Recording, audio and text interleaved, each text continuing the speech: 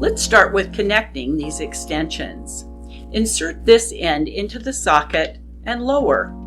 Holding both pieces, slide the locking ring forward until it clicks. See this writing? It says locked and unlocked. Slide the locking ring to whichever position you need. Use these extenders to lengthen the handles and help reduce bending when sitting or standing up. Next are the paddles and canister.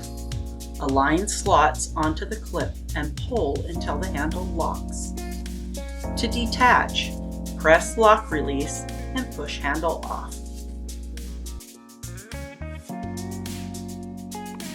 When loading the sock, ensure the toe of the sock points away from the canister.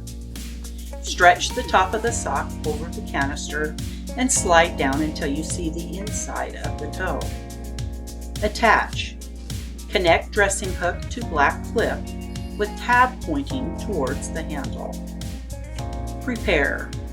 Lower the sock tool to the floor where it will be comfortable to use. Then use the handle to push the sock tool against the floor while inserting the foot. Insert.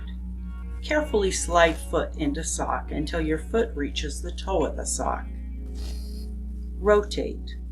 Rotate sock canister up until the grips engage with the floor.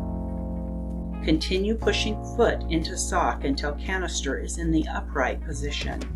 Use dressing hook or hands to pull the top of the sock up your leg if needed. Insert shoehorn and slide foot down. Slip shoehorn between sock and leg.